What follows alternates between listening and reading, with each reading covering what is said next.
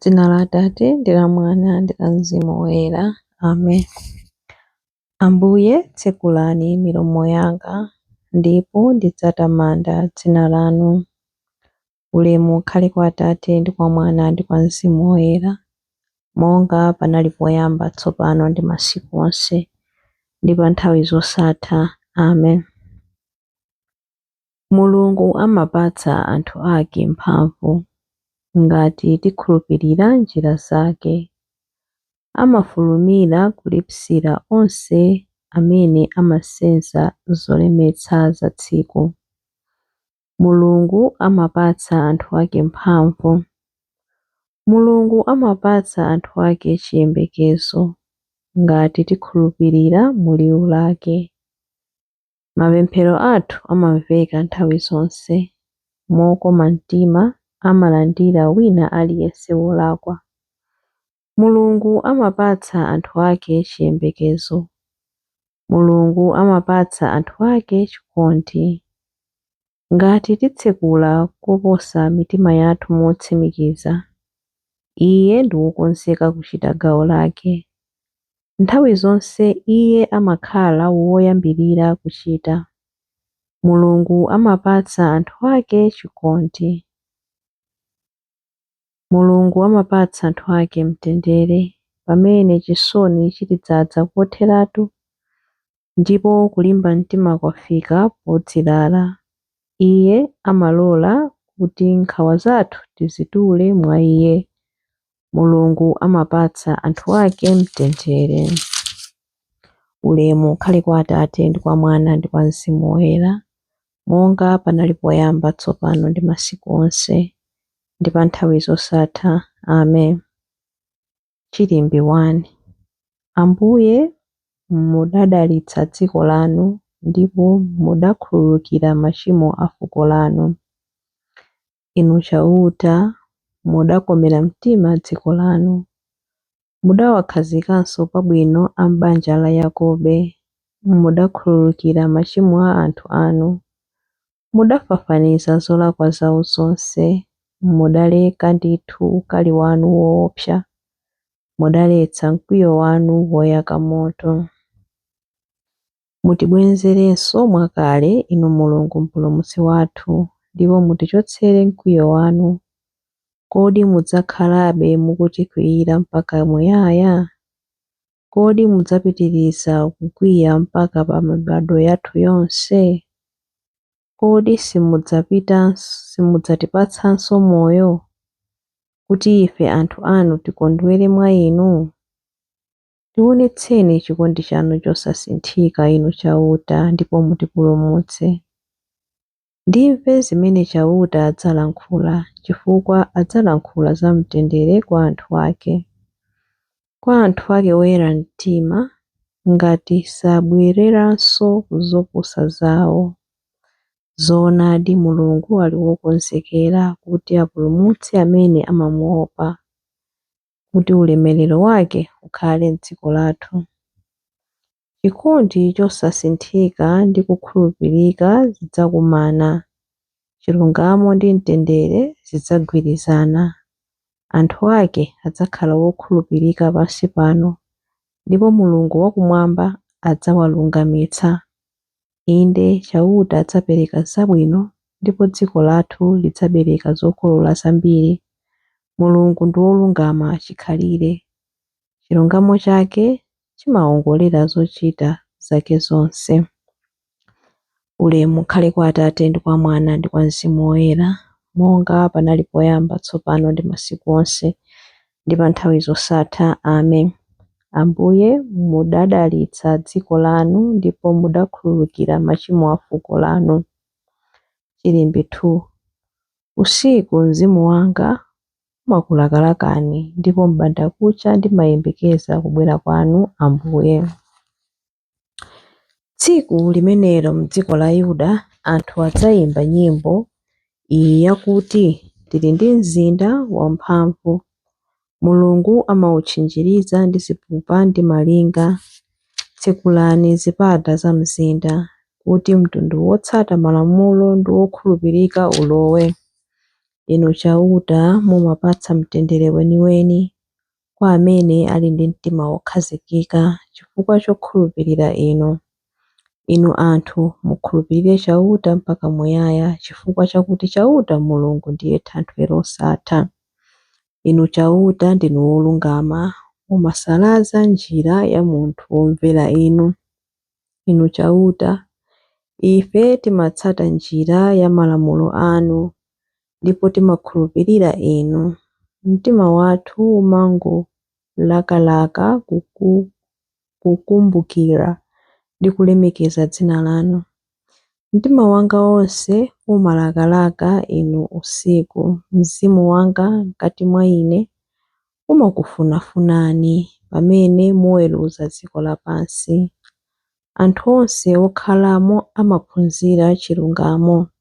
Inu chauta mumatipatsa mtendere chifukwa choti zonse zimene timakhoza mumatichitira ndinu. Ulemu ukhale kwa Atate ndi kwa Mwana ndi kwa Mzimu Woyera, monga panali poyamba, tsopano ndi masiku onse ndi pa nthawi zosatha. Amen. Usiku mzimu wanga umakulakalakani ndipo m'bandakucha ndimayembekeza kubwera kwanu Ambuye. Chilimbi 3. Ambuye, kuwala kwa nkhope yanu kutiwalire. Inu Mulungu mutikomere mtima ndi kutidalitsa. Mutiunikire ndi chikondi chanu, njira yanu idziwike pa dziko lonse lapansi. Chipulumutso chanu chidziwike pakati pa amitundu yonse. Mitundu ya anthu ikutamandeni inu Mulungu, mitundu yonse ya anthu ikuyamikeni. Mitundu ya anthu isangalale ndi kuyimba ndi chimwemwe, chifukwa inu mumaweruza anthu mwachilungamo ndi kuwatsogolera pa dziko lapansi. Mitundu yonse ya anthu ikutamandeni inu Mulungu, mitundu yonse ya anthu ikuyamikeni. Nthaka yabereka zipatso zake. Mulungu wathu watidalitsa. Inde Mulungu watidalitsa. Anthu onse akumathero a dziko lapansi apembedze Iye. Ulemu ukhale kwa Atate ndi kwa Mwana ndi kwa Mzimu Woyera, monga panali poyamba, tsopano ndi masiku onse ndi pa nthawi zosatha. Amen. Ambuye, kuwala kwa nkhope yanu kutiwalire. Mawu a Mulungu. Mawu a Mulungu akuchokera mu kalata yoyamba ya Yohane kuyambira chapter 4 kuyambira verse 14 mpaka na 15. Ife taona ndipo tikuchita umboni kuti Atate adatuma mwana wake kuti adzakhale mpulumutsi wa anthu apa dziko lonse lapansi. Aliyense wovomereza kuti Yesu ni mwana wa Mulungu, Mulungu amakhala mwa iye ndipo iye amakhala mwa Mulungu. Chiyankho. Mulungu wanga wayima pambali panga, chikhulupiriro changa chonse chili mwa iye. Mulungu wanga wayima pambali panga, chikhulupiriro changa chonse chili mwa iye. Ndimapeza kuthawira mwa iye ndipo ndine mfulu kotheratu. Chikhulupiriro changa chonse chili mwa iye. Ulemu ukhale kwa Atate ndi kwa Mwana ndi kwa Mzimu Woyera. Mulungu wanga wayima pambali panga, chikhulupiriro changa chonse chili mwa iye. Chilimbi cha nyimbo ya Zakariya. Mulungu adatitumizira mpulumutsi wamphamvu, monga adalonjezera podzera mwa aneneri woyera. Adalitsike Ambuye Mulungu wa Israeli, wadzayendera anthu ake ndi kuwawombola. Watiukitsira ife mpulumutsi wamphamvu, nyumba ya Davide mtumiki wake, monga adalonjezera ndi milomo ya anthu oyera, iwo amene adali aneneri pa nthawi yakale. Mpulumutsi amene adzatimasula ife kwa adani athu, kumanja a onse amene amadana nafe. Choncho chikondi chake pa makolo athu chakwaniritsidwa, ndiponso pangano chake choyera chakumbukiridwa. Adalumbira kwa Abrahamu atate athu kuti adzatilola ndi ufulu kumantha ndi kupulumutsidwa m'manja mwa adani athu, kuti tithe kumutumikira iye mkuyera ndi mwachilungamo. masiku onse a moyo wathu pamaso pake. Kwa iwe mwana wang'ono udzayitanidwa mneneri wa Mulungu wamwambamwamba, udzapita m'tsogolo mwa Ambuye kuti ukakonze njira zake Iye asanabwere, kuti akadziwitse anthu ake za chipulumutso chawo kudzera m'chikhululukiro cha machimo awo onse. Chikondi chokoma cha mtima wa Mulungu amene amatiyendera ngati m'bandakucha wakumwamba adzapasa kuwala iwo amene ali mdima, iwo amene akukhala mu mthunzi wa imfa, ndi kutitsogolera ife mu njira ya mtendere. Ulemu ukhale kwa Atate ndi kwa Mwana ndi kwa Mzimu Woyera, monga panali poyamba, tsopano ndi masiku onse ndi pa nthawi zosatha. Amen. Mulungu adatitumizira mpulumutsi wamphamvu, monga adalonjezera podzera mwa aneneri oyera. Mapemphero.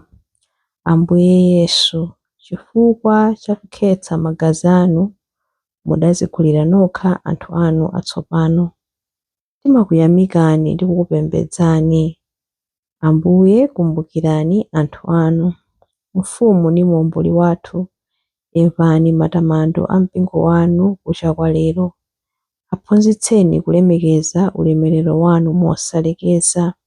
Ambuye, kumbukirani anthu anu. Ndinu chiyembekezo ndi mphamvu yathu. Mwa inu tikhulupirira kuti tisataye konse mtima. Ambuye, kumbukirani anthu anu. Yang'anani zofowoka zathu ndi maso anu achikondi, ndipo fulumirani kudzatithandiza, pakuti popanda inu palibe chimene tingathe kuchita. Ambuye, kumbukirani anthu anu. Kumbukirani anthu osauka ndiwo amene alibe owasangalatsa. Musalole kuti tsikuli likhale chipsinjo kwa iwo, koma likhale la chitonthozo ndi chimwemwe. Ambuye, kumbukirani anthu anu. Ambuye, kumbukirani anthu anu pamene tikupemphera kuti Atate athu muli kumwamba, dzina lanu liyeretsedwe, ufumu wanu udze, kufuna kwanu kuchitidwe, monga kumwamba choncho pansi pano. Mutipatse ife lero chakudya chathu cha lero. Mutikhululukire ife zochimwa zathu, monga ifenso takhululukira adani athu. Musatisiye ife m'chinyengo, koma mutipulumutse ife kwa zoyipa. Amen.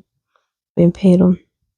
Mulungu Atate athu, zokongola zachilengedwe ndi zofumira kwa inu, zonse zabwino munatipatsa ndithu. Mutithandize kuti pachiyambi pa tsikuli tiyambe ndi kukondwerera dzina lanu, kuti tithe kukutumikirani pamodzi ndi anzathu mwachifundo. Tikupempha izi kudzera mwa Ambuye athu Yesu Khristu, mwana wanu, amene ali ndi moyo ndi ufumu limodzi nanu ndi Mzimu Woyera, Mulungu tsopano ndi pa nthawi zosatha. Amen. Ambuye atidalitse, atiteteze ife ku zoyipa zonse ndi kutifikitsa ku moyo wosatha. Amen. Dzina la Atate ndi la Mwana ndi la Mzimu Woyera. Amen.